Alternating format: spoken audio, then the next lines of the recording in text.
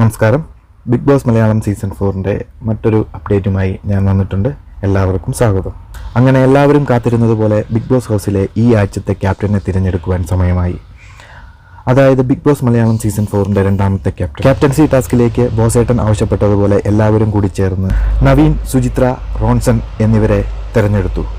Task ഇതായിരുന്നു: garden ഏരിയയിലുള്ള 3 തൂണുകളിൽ പുറത്തേക്ക് വ്യത്യസ്ത ദിശയിലേക്ക് നീട്ടിവെച്ചിരിക്കുന്ന തട്ടിലേക്ക് മണൽ നിറച്ച കിഴികൾ എറിഞ്ഞ് തങ്ങി നിർത്തുക എന്നതാണ്. ടാസ്ക് അവസാനിക്കുമ്പോൾ ആരാണോ ഈ തട്ടുകളിൽ ഏറ്റവും കൂടുതൽ കിഴികൾ തങ്ങി നിർത്തിയിരിക്കുന്നത് അവരായിരിക്കും വിജയിക്കുന്നത്.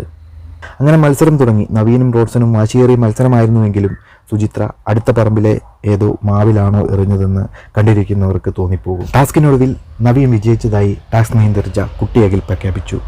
എന്നാൽ ഇതിൽ ടാസ്ക് കണ്ടുകൊണ്ടിരുന്ന പലർക്കും തോന്നിയിട്ടുണ്ടാകും, റോൺസൺ മനഃപൂർവ്വം വിട്ടുകൊടുത്തതാണോ അതോ ഇപ്പോഴേ ക്യാപ്റ്റൻ എന്ന പദവി ഏൽക്കാൻ കഴിയാഞ്ഞിട്ട് ഒഴിഞ്ഞു മാറിയതാണോ എന്ന്.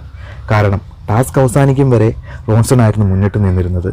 അവസാനം ഇനിയും തട്ടുണ്ടോ, മുകളിലത്തെ തട്ടിൽ ഇടണോ എന്നൊക്കെ ചോദിച്ച് സമയം കളയുന്നതാണ് നമുക്കെല്ലാവർക്കും കാണാൻ സാധിച്ചത്. എന്നാൽ ആ തട്ട് ഉണ്ടെങ്കിലും ഇല്ലെങ്കിലും അതിൽ കൂടി ഇടാൻ നോക്കാതെ സമയം കളഞ്ഞു. ഒടുവിൽ നവീൻ ആ തട്ടിലും കിഴിയിട്ട് വിജയിക്കും വരെ.